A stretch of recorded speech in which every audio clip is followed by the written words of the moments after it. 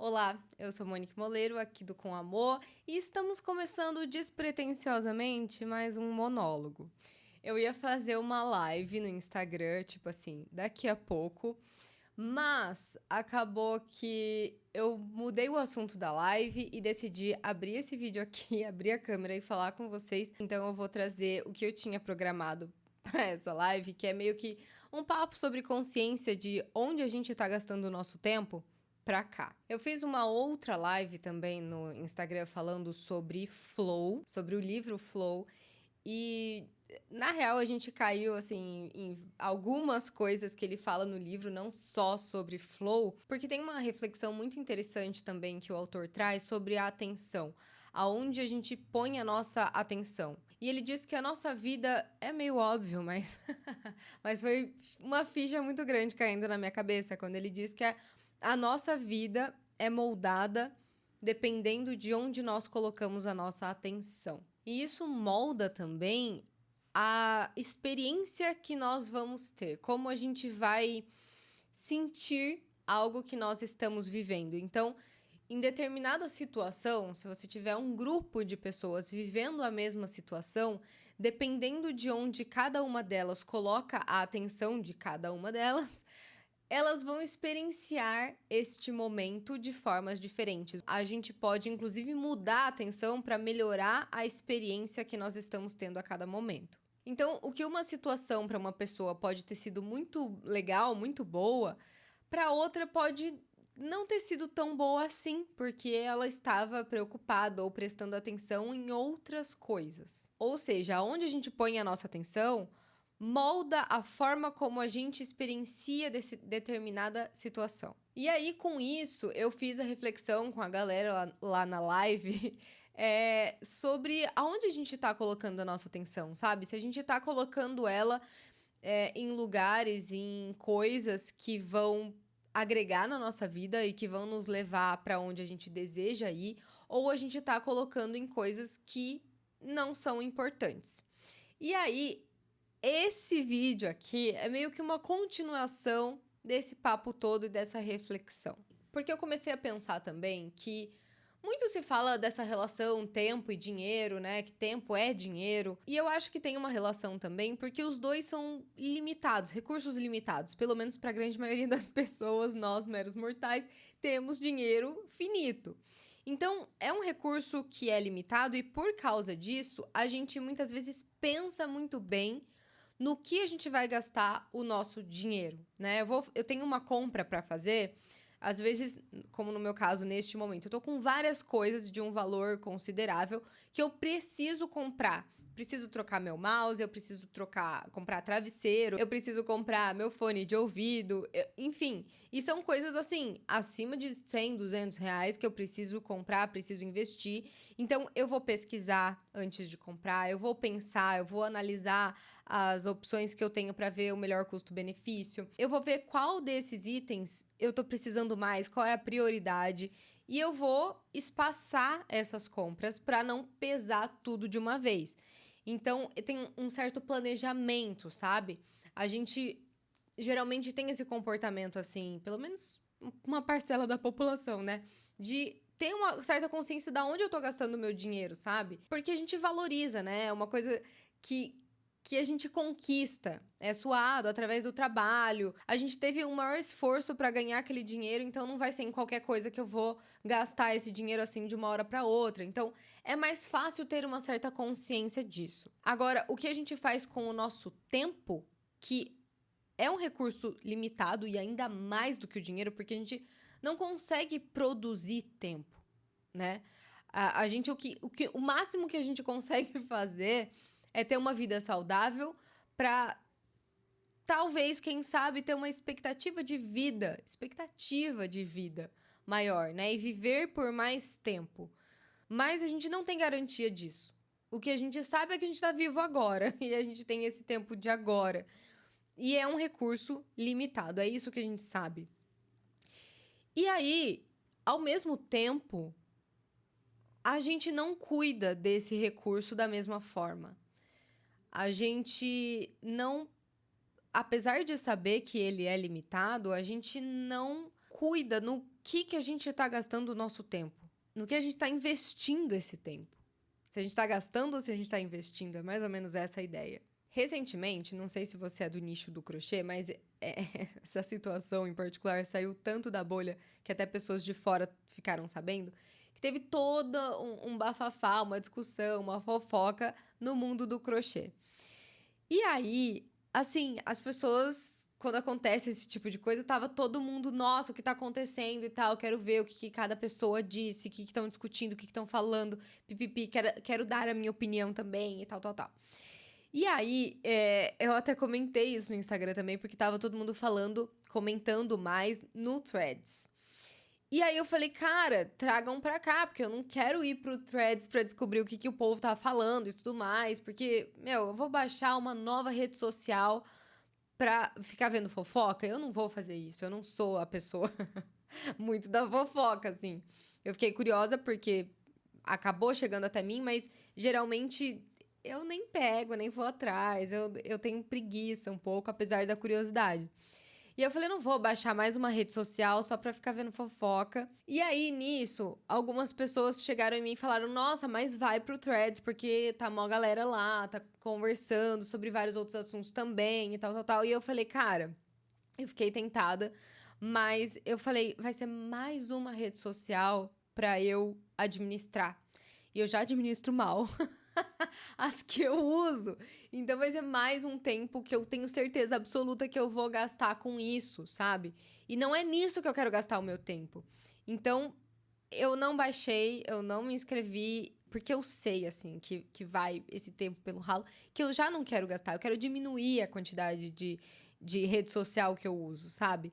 Então, esse foi um exemplo que me veio na cabeça, porque fofoca é uma coisa que a gente ativa a curiosidade, né, naturalmente nas pessoas, mas muitas pessoas gostam de consumir, vão atrás de consumir esse conteúdo e seguem perfis de fofoca.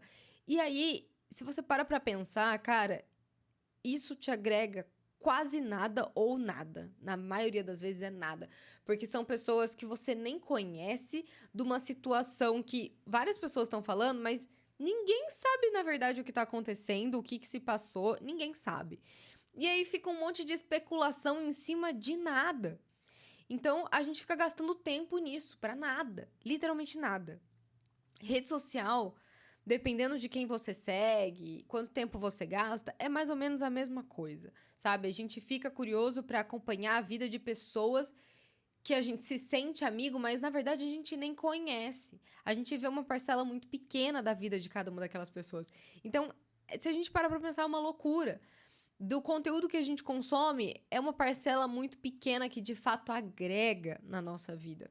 E enquanto isso, a gente tá perdendo tempo que poderia estar sendo utilizado para de fato construir coisas na nossa vida, não na dos outros. E um outro exemplo também é que às vezes a gente simplesmente, mesmo na nossa vida daí, a gente fica apegada em coisas muito pequenas. Então, sei lá, aconteceu uma situação meio chata e aí você fica remoendo aquilo e pensando e refletindo e revivendo aquela conversa mentalmente, sendo que, assim, a situação já foi, já passou. E não vai sair nada de útil daquilo, sabe? A não ser que de fato te incomodou tanto a ponto de você voltar e sentar com aquela pessoa e conversar e discutir a situação e tudo mais. Nesse caso, é válido, né? Porque você precisa, às vezes, refletir sobre alguma situação pra agir sobre ela. Mas não é disso que eu tô falando. Eu tô falando de situações em que é muito pequeno, é um negocinho que aconteceu que te incomodou e você fica remoendo aquilo. Então, esse é um outro exemplo também. Bom, e ligado a isso, eu acho que tem um fator que se relaciona com os hábitos ali, com as coisas que a gente faz no automático. Porque simplesmente sempre fez desse jeito, ou porque vê outras pessoas fazendo assim, ou porque na sua família sempre foi assim. Desde criança você vê sua tia, sua avó, sua vizinha fofocando, então você tem o radar ligado pra isso e é um hábito seu, é uma coisa sua. Já cresceu com você, sabe? Então, eu pensei nessas coisas do automático também. E até um exemplo do universo artesanal aqui e tal, que eu vejo, eu percebo, são sobre as receitas em PDF, porque eu tenho um curso falando sobre isso, né? Como eu monto os meus PDFs e vários fundamentos em relação a isso. Então eu reparo nesse tipo de coisa, né? Produtos e de outras pessoas e tudo mais. E aí, o que eu vejo é que, e eu até me incluo nisso também, porque às vezes a gente começa a fazer a coisa meio que sem muita noção no começo, a gente só começa a mudar, encontra lá um programa, faz gratuitamente, consegue organizar as informações dentro do PDF, deixa bonito e tudo mais, e você vende esses PDFs, as pessoas compram, elogiam, gostaram e tudo mais, então você continua simplesmente fazendo daquela forma. E você vê outros PDFs de outras pessoas também, muitas vezes, né? Para começar, a gente não tem muita noção, às vezes a gente meio que copia coisas que outras pessoas fizeram, porque é um indício de que dá certo. E aí você continua simplesmente fazendo aquilo daquela forma, sem parar para pensar se existe uma forma melhor de ser feita, se tá condizente com o que você quer transmitir, com o seu público, com a sua marca, com todo o resto, sabe? Será que não existe outra forma melhor de ser feita? Pelo que eu observo de posts, de receitas gratuitas que a galera posta e tudo mais, sim, tem várias coisas que poderiam rapidamente serem melhoradas. E as pessoas, às vezes, nesse automático, não se dão conta. Elas simplesmente continuam fazendo no automático, da forma como elas já fazem, porque tem resultado e tá bom para elas, mas não tem esse momento de reflexão do será que não tem nada para melhorar aqui? E ainda para fechar essa reflexão toda aqui, falando sobre atenção, sobre hábitos, sobre tempo, eu questiono, vou jogar essa para você. Quanto do seu tempo você tem gasto com coisas que te fazem bem? Porque recentemente recebi uma mensagem no meu Instagram que a pessoa dizia que, nossa, eu tava falando sobre o hobby com amor, que era assim, uma semana de desafio que eu fazia com a galera, de colocarmos os nossos hobbies em prática. Eu relembrei esse momento e tudo mais, e uma pessoa que participou já numa dessas edições passadas me respondeu dizendo: nossa, eu não sei, não me lembro a última vez que eu parei pra fazer uma coisa por hobby, só porque eu queria, só porque eu gostava. E isso me chamou muito a atenção. Eu repostei, inclusive, nos stories, e várias outras pessoas também se identificaram com isso. E isso, pra mim, é um alerta tão grande, sabe? Porque é bem essa conversa que eu tô tendo com vocês, assim, quanto do nosso tempo tá sendo gasto em coisas que a gente gosta de fazer. Porque esse tempo, ele não volta. Tudo bem que em alguns momentos da vida, períodos, fases, a gente vai priorizar outras coisas, né? Mas a gente não pode deixar isso virar o automático. A gente não pode deixar simplesmente a vida passar e a fase já passou.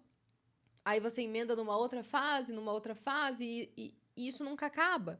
Você tá sempre se dedicando às outras coisas, às outras pessoas, a filho, a casa, marido, amigos, família, e pra você nada.